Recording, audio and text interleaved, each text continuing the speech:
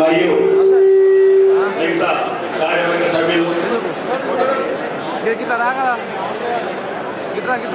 వేదికను అలంకరించిన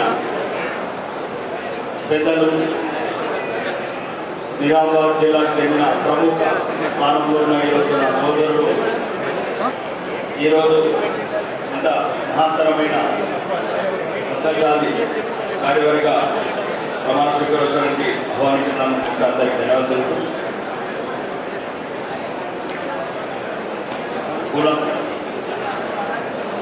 ఒక రకంగా బలం, ఒక రకంగా బలహీనం.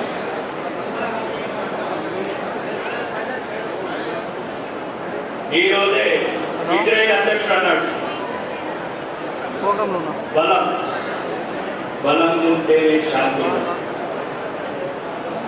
హిందువులందరం బలం ఉంటేనే శాంతి.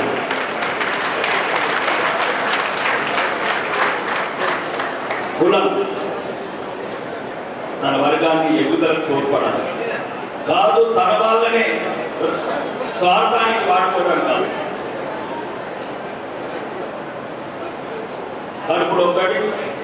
కడుపులో కత్తులు, బయట కౌగిళ్ళు.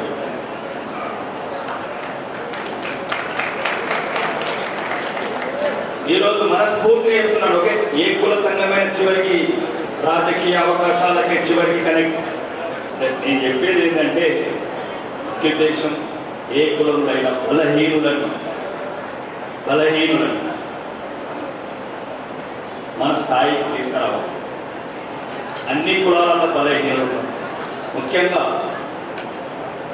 పద్మశాలిలో చాలా మందికి తెలియని, ఇంతకుముందు నేను రాజకీయ సభలో చెప్పిన ఒక బలమైన చరిత్ర, ఒక ఘనమైన చరిత్ర. ఈ నిజాం రాజ్యానికి ఎదురొడ్డి పోరాడిన నల్ల వెంకటేశ్వర లాంటి వాళ్ళు చాలా మందికి ఇప్పుడు యువత తెలియదు. ఈ పద్మశాలి సంఘం ఎంత ఒక బలమైన దేశభక్తి గల రక్తం అనేది రోజు రోజుకు బలహీనపరిచేది పద్మశాలి.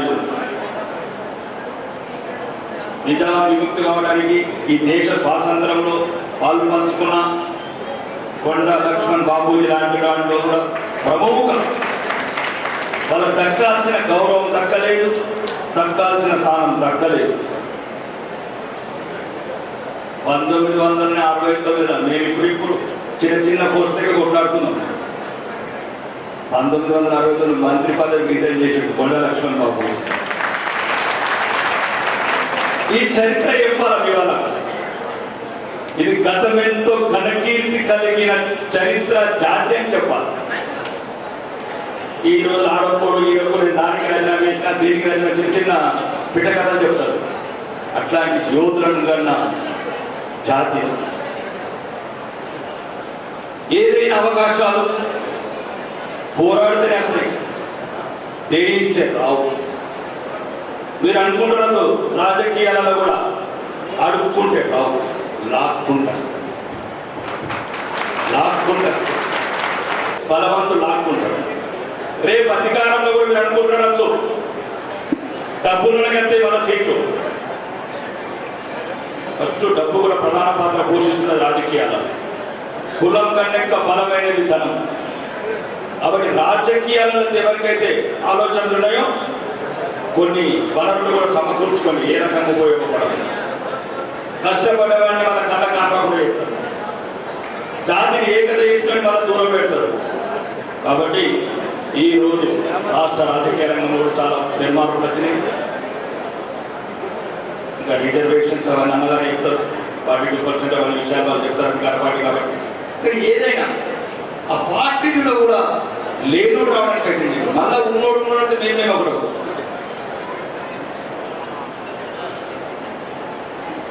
ఏదైనా ఏదైనా కూర్చొని తీసుకొచ్చు. కాబట్టి సామాన్యులు రావాలని, బలహీనులు రావాలి. ఎందుకంటే నేను ఒక మేధావి చెప్తాను, తెలంగాణలో కొంత వెంటే ఐఏఎస్ ఐఈలలో 2 మాత్రమే గవర్నమెంట్ స్కూల్లో చదువుతున్నారు, 60 మంది కార్పొరేట్ స్కూల్లో చదువుతున్నారు. అని ఏముంటుంది సమాజం చదివే అరాచకం, అణిచివేతం చూపలేదు, పేదరికం చూడలేదు, గ్రామీణం చూడలేదు. కాబట్టి చదువులో కూడా మేము అప్పుడే ప్రభుత్వం కూడా ఎందుకు చెప్తున్నామంటే ముఖ్యంగా బలహీన వర్గాలు ఎక్కడ ఉంటాయి అట్లాంటి చోట ఎక్కువ మనం దృష్టి పెట్టాలి. విద్య కావచ్చు, వైద్యం కావచ్చు, ఉపాధి కావచ్చు. పల్లెటూరు మీద అంతా ఇవే బీసీ కులాలు.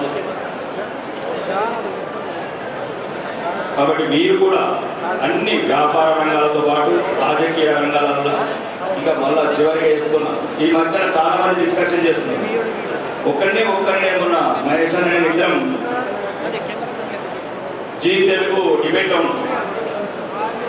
ఆ రోజు బహిరంగంగా చెప్పినాడు, సాధు మేము మస్తు వెళ్ళాం, రెడ్డిలు అయిపోయారు, ఎల్మోళ్ళు అయిపోయారు, కమ్మోళ్ళు అయిపోయారు, ఇక ఇక్కడ నుంచి బీసీల కింద ఒక 20-30 ఏళ్ళు అని చెప్పిన బహిరంగంగా ముఖ్యమంత్రి పదవి.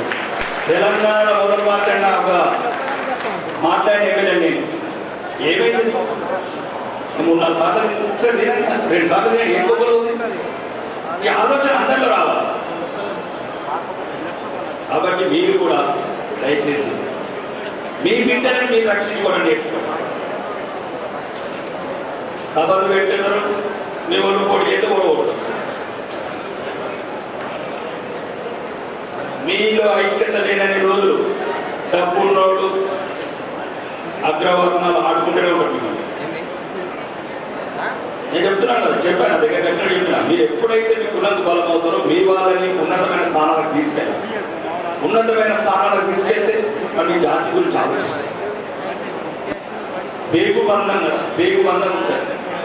ఏముంటుంది మీరు బీసీ అయితే బీసీ పెట్టుకుంది, బీసీల గురించి బీసీ హాస్టల్, ఎస్సీ బిడి అయితే ఎస్సీ హాస్టల్. ఎవరు ఎస్సీ హాస్టల్? ఎవరు గవర్నమెంట్ హాస్పిటల్? ఇవన్నీ ఎవరు? మధ్యతరగతి, బడుగు బలహీన వర్గాలు, వీటిలన్నీ రావాలంటే రాజకీయ అధికారంలో బీసీల ప్రాధాన్యత పెరగాల్సిన అవసరం ఉంది. ప్రకటనలకు రాజకీయాలకి వాడుకోకుండా ఏ ప్రభుత్వం ఉన్నా బీసీల చిత్తశుద్ధితో ప్రయత్నం చేస్తే ఒక సమస్య పరిష్కరించవచ్చు. మిగతా విషయాలు ఏదున్నా వ్యాపార రంగంలో కూడా నిలదొక్కుకోవాలి. మీరు వ్యాపార రంగం కావచ్చు, ఇక ప్రొఫెషనల్స్ కావచ్చు, కలెక్టర్స్ కావచ్చు, ఎస్పీస్ కావచ్చు, డాక్టర్స్ కావచ్చు, యాక్టర్స్ కావచ్చు, ప్రతి దాంట్లో ముఖ్యంగా తెలంగాణలో ప్రధాన కులమైన పద్మశాలి నుంచి చాలా మంది రావాల్సిన అవసరం ఉంది. ఎందుకంటే వాళ్ళకు దక్కాల్సిన స్థానం సుమారు వాళ్ళకు దక్కాల్సిన 90% అవకాశాలు దక్కుతాయి. కాబట్టి ఇక ముందైనా మీరందరూ ఒకటి ఉండి మీ జాతిని ఎక్కడెక్కడైతే రాజకీయ అవకాశాలు వస్తాయి బలంగా నిర్మించుకోండి, బలంగా ఉన్నతమైన స్థానాల్లో కూర్చోడానికి ప్రయత్నం చేయండి. చేసిందే మీ జాతి గురించి ముందుకెళ్తారు. మీకు సంబంధించిన పథకాలు ముందుకెళ్తాయి. కాబట్టి మనస్ఫూర్తిగా రాబోయే రోజులలో రాబోయే ప్రభుత్వంలో కూడా బీసీ ముఖ్యమంత్రి కావాలని మనస్ఫూర్తిగా కోరుకుంటూ ఈ అవకాశం నాకు ఇచ్చిన